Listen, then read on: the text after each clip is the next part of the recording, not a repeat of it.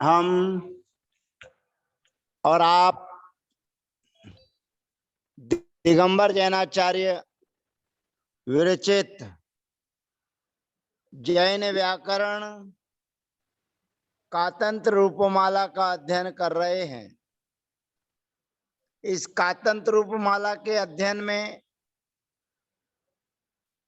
असार्वधातुक प्रकरण हमारा चल रहा है और असार्वधातुक प्रकरण में अद्यतनी का प्रयोग हम और आप कर रहे हैं। पूर्व में सूत्र आया था कि गुरुमान और लघुमान धातुओं के होने पर अभ्यास आदि कार्य होते हैं। तो यहाँ पर प्रश्न उठाया जा रहा है कि लघुनी धातु अक्षरेति किम, लघु धातु अक्षर हो ऐसा क्यों कहा? तो उसके लिए धातुएं दी हमारे बीच में तर्ज और भर्स। इन दोनों धातुओं में रा का संयोग होने के कारण ये गुरुमान हो जाती हैं। इसीलिए अभ्यास में रहने वाले आकार को सन्वत आदि कार्य नहीं होता, दीर्घ आदि कार्य नहीं होते। ऐसे ही भर्स धातु थी तो उसमें अभ्यास के लिए तृतीय अक्षर हो जाता है, तो अब भर्सत प्रयोग सिद्ध हो जाता है। अब आज हमारे बीच में ब्रंग धातु है और ब्रंग धातु वर्णे अर्थ में है। यहाँ पर ब्री से इन प्रत्यय किया जाता है और इन प्रत्यय करने पर अस्योपधाया दीर्घो वृद्धिर नामी नामिनी चटसु सूत्र के माध्यम से वृद्धि की जाती है और वृद्धि करने पर वारी बन जाता है, वारी वही। अब यहाँ पर जब वही बन जाता है तो पीछे सूत्र आया था कि असंध्यक्षरे लोपा, वृद्धौ संध्यक्षरे लोपा, वृद्धि करने पर संध्यक्षर का लोप हो जाता है। अब यहाँ पर जो ब्री धातु है, ब्री धातु को आर वृद्धि हो जाती है, आर, और आर वृद्धि होने के बाद में बारी, फिर उसको ह्रस्व आदेश होकर वर को दुत्त किया जाता है। वर को दुत्त करने के बाद में अभ्यास में रहने वाले आ के स्थान पर सन्न वर्ण से सूत्र से ई आदेश और उसके लिए दीर्घ आदेश होकर अविवरत प्रयोग सिद्ध होता है। इसी प्रकार से अविवर जब बन जाएगा तो अविवर ताम अविवरण। ऐसे ही त्रिधातु है, तंत्री बन जाता है, तंत्री धातु से गुरुमान है तो अत तंत्रत। अब यहाँ पर नया सूत्र हमारे बीच में आ रहा है, स्वरादेर द्वितीय से। फाइल थोड़ी ऊपर बढ़ती है, अगला सूत्र हमारे बीच में आ जाता है, स्वरादेर द्वितीय।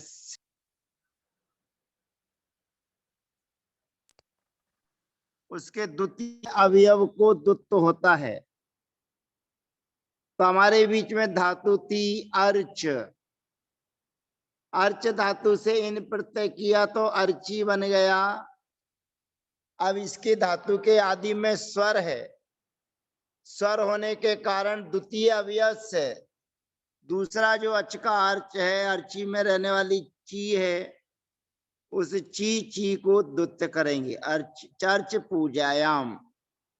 अब अर्च अर्च ची को दुत्त करेंगे और ची को दुत्त करने के बाद में चण परोक्ष चक्रीय सन्नतेषु इस सूत्र के माध्यम से दुत्त करेंगे और अभ्यास में रहने वाला जो अभ्यस्त में रहने वाली ई है उसको इन सवर्ण से लोप कर दिया जाएगा तो एक नई धातु बन जाएगा आर ची चत क्योंकि न व न वदरा संयोग आदयो, ये अर्थात जहां ना व दा और रा का संयोग होता है वहां पर इनके लिए दुत्त नहीं होता है।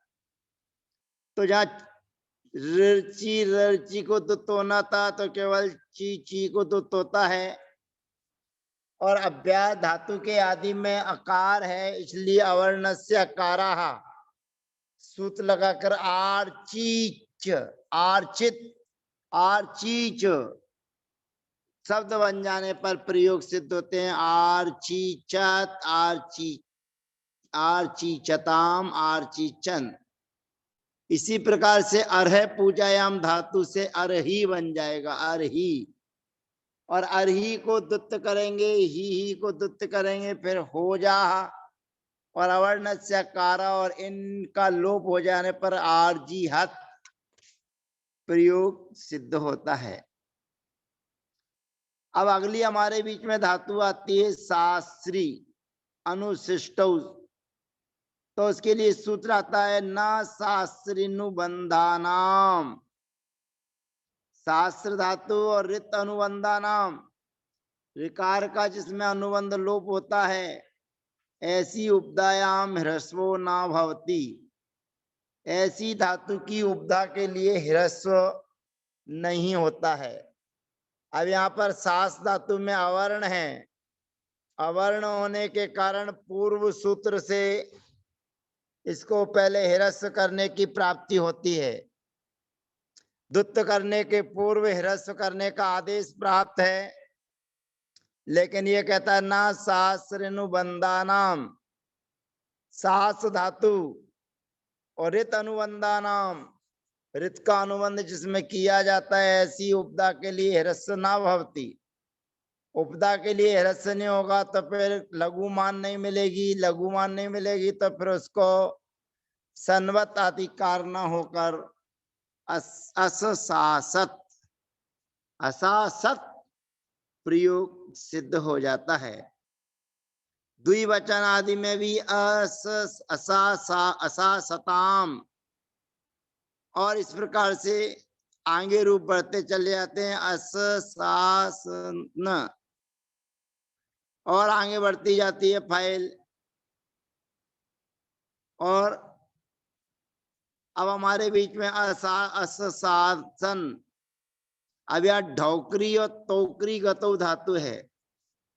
ढोकरी और टोकरी गतो में वृद्धि है, औ है, तो यहाँ पर कुछ नहीं होने का है। ढोकरी ढोकरी को दुत्त करना है, धातु में इन प्रत्यय करके उसको दुत्त करेंगे।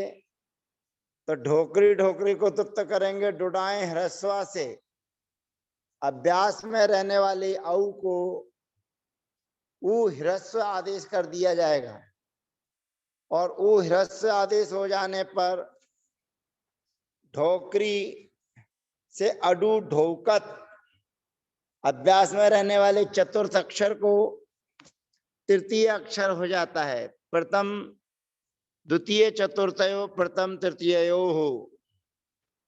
तो जहां पर उसको तीसरा अक्षर हो जाने पर अडू ढौक शब्द बन जाता है। प्रत्यय लाकर जोड़ते चले जाते हैं, अडू ढौकत, फिर अडू ढौके ताम, अडू ढौकंत।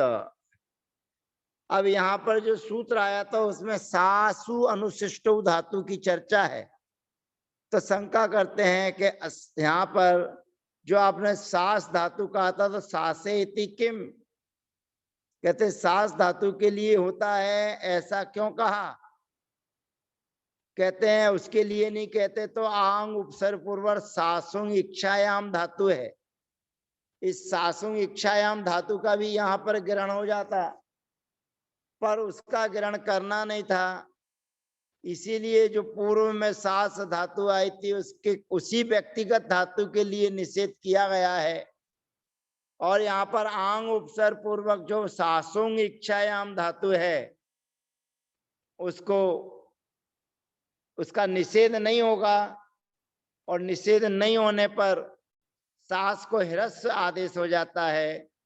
और ह्रस्व आदेश होने पर फिर अभ्यास को सन्वत कार्य करके उसको इकार आदेश करके, इकार को दीर्घ आदेश करके असी ससत प्रयोग सिद्ध होते हैं। अब हमारे बीच में धातुएं आती हैं भ्राज, भ्रास, दीप्तौ। अब इन धातुओं के लिए एक नया सूत्र हमारे बीच में आ जाता है। भास, दीप, जीव, मील, पीड, कण, वर्ण, भण, श्रण, मण, हेट, लुटा, लुपाम, वा। ये कह रहा है कि इतनी सारी जो धातुएं हैं, इन धातुओं की उपदा के लिए हिरस्व होता है चिणी चण पर रहने पर विकल्प से। माने ऊपर के सूत्र से निषेध किया गया था सासु धातु के लिए, और यहाँ इन धातुओं के लिए इण पड़े रहने पर हिरस्व होता है। अब जब हिरस्व इन धातुओं के लिए हो जाएगा, ये सभी क्रम क्रम से धातुएं इसमें बताई गई कि कौन सी धातु किस अर्थ में है। तो कहते हैं भास धातु है व्यक्ता एवं वाची, स्पष्ट बोलने के अर्थ में भास धातु। और दीप, दीप्तो, दीप दीप्ति कांति अर्थ में है। और जीव प्राण धारणे, प्राणों को धारण करने के अर्थ में जीव धातु है। और मील निमेषण, खोजने के अर्थ में मील धातु है। पीड़ गहने। और कण, वर्ण, भण, श्रण, मण, शब्दे, ये बोलने वाले अर्थ की सभी धातुएं हैं। और यहाँ पर हेट गतौ, और हेट धातु है गति अर्थ में। और लुपलिरी छेदने। अब यहाँ पर जो क्रम क्रम से धातु हमारे बीच में आई हैं, इनको विकल्प से हिरस्व आदेश होता है। अब जहां पर इनको हिरस्व आदेश हो जाएगा, वहां पर सन्वत कार्य होकर अभ्यास में ई आदेश हो जाएगा, तो बनेगा अभिभसत। और जहां नहीं होगा तो डुडाए हिरस्वा से हिरस्व होकर अवभासत। ऐसे दीप धातु है, अगर उसे भास, दीप, जीव, मील, पीड़, कण, वर्ण, भण, श्रण, मण, हेट, लुटा, लुपाम, वा, अगर इस सूत्र से हिरस्व हो जाता है तो बनता है अधिदीपत, अधिदीपत। और जब नहीं होता है हिरस्व तो डुडाए हिरस्वा से हिरस्व होकर अधिदीपत। ऐसे ही जीव धातु का हिरस्व आदेश हो जाने पर अजीजीवत, और जब नहीं होगा तो डुडाए रस्वा से हिरस्व होगा तो बनेगा अजीजीवत। इसी प्रकार से मिल धातु थी, मील धातु में हिरस्व हो जाएगा तो अमी मिलत, और जब नहीं होगा तो अमी मीलत प्रयोग सिद्ध होते हैं। ऐसे ही पीड़ धातु है, पीड़ धातु को हिरस्व हो जाएगा तो अपी पीड़त, और नहीं होगा तो फिर दीर्घ हो जाएगा, उसको अपी पीड़त। ऐसे ही चण धातु है, चण को सन्वतकार हो जाएगा तो बनेगा अच्छी कणत, और नहीं होगा तो चण चण को दुत्त हो जाएगा तो बनेगा अच्छे कणात। अच्छी अचकणा, काणत लिखा है। फिर अभिभणत और अवभाणत, फिर अभिभणत और अवभाणत। माने यहाँ पर विकल्प से हिरस्व होता है, जहाँ हिरस्व हो जाएगा तो फिर उसके अभ्यास का अधिकार हो जाएंगे, सन्वतकार हो जाएगा तो बनेगा अभिभणत, नहीं होगा तो अवभाणत। ऐसे ही मीड़ धातु है तो मीड़ धातु का बन जाएगा अमी मणत, और जब नहीं होगा तो माणत। ऐसे ही सस धातु है तो बनेगा असी श्रणत, या श्रण धातु का बनेगा असी श्रणत, और ये सूत्र नहीं लगेगा। भास, दीप, जीव, मील, पीड़, कण, वर्ण, जब ये सूत्र ने का उपयोग नहीं होगा तो फिर सन्वत कार्य होकर उसको दीर्घ आदेश हो जाएगा तो बन जाएगा अभिवणत, असस्राणत इत्यादि। अजीहेटत, अजीहेटत। अब यहाँ पर लुप धातु थी लुपलिरी, तो अलुलुपत और अलुलुपत। माने ह्रस्व हो जाएगा तो अभ्यास के लिए दीर्घ हो जाएगा, और नहीं होगा तो फिर अभ्यास के लिए ह्रस्व हो जाएगा। डुडाए ह्रस्वा माने पहले ह्रस्व होगा तो अभ्यास के लिए दीर्घ होगा, बाद में ह्रस्व होगा तो अभ्यास के लिए ह्रस्व हो जाएगा। ऐसे ही चिति स्मृत्याम, अब चिति धातु में ई का अनुबंध होता है, और जिन धातुओं में ई का अनुबंध होता है वहां पर नू का आगम हो जाता है, तो चिति से चिंत धातु बन जाएगी। अब चिंत चिंत को तुत करेंगे, इन विकरण करेंगे तो अच्छी चिंतत धातु बन जाती है। और ऐसे स्फुट धातु है, अब स्फुट स्फुट को तुत करेंगे तो यहाँ पर आदि व्यंजन शेष रहता है, यानी कि दंत सकार शेष रहना चाहिए। लेकिन उसके लिए एक अगला सूत्र हमारे बीच में आता है, और अगला सूत्र कहता है कि अभ्यास में स्थित सा सा सा हो तो उसका लोप नहीं होता है, यानी कि उसका लोप हो जाता है। जो आदि व्यंजन रोका जाता था उसमें यदि सा सा सा है, तीनों प्रकार के सा है, तो उनके लोप का निषेध नहीं होता, यानी कि उनका लोप हो जाता है। बचना था आदि व्यंजन, लेकिन बचेगा दूसरा व्यंजन। तो दूसरा व्यंजन बन जाने बचने पर शब्द बन जाएगा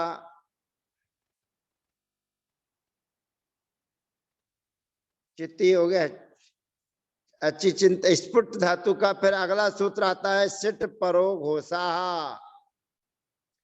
सिट परह, सिट से परे जो है, और उसके बाद में जो घोष वर्ण है सिट परो घोषा, सिट से परे जो घोष है, तो ऐसे बसेभ्यो बस धातु के होने पर उसको आदेश होता है। अर्थात कौन सा शेष रहता है? घोषो अवशेष्यम, माने सिट पड़े रहने पर जो घोष है यानी कि अघोष है, उस अघोष शेष रहता है और बाकी का लोप हो जाता है। तो यहाँ स्फुट धातु थी स्फुट, अब स्फुट धातु में रहते हुए दंत सकार शेष रहना चाहिए थी आदि व्यंजन की अपेक्षा से, पर आदि व्यंजन की अपेक्षा से दंत सकार शेष नहीं रहता, फा शेष रहता है। और फा माने दूसरा अक्षर है, तो फिर अभ्यास में रहने वाले द्वितीय अक्षर को प्रथम अक्षर हो जाता है, तो शब्द बन जाता है अपु स्फुट। अब इसी प्रकार ये सिट परो घोषा को अपने को ध्यान रखना है कि सिट के बाद में घोष हो अघोष हो, तो अघोष माने वर्ग का पहला दूसरा अक्षर के पूर्व यदि शकार हो सिट हो, तो सिट के होने पर जो है वह अवशेष रहता है।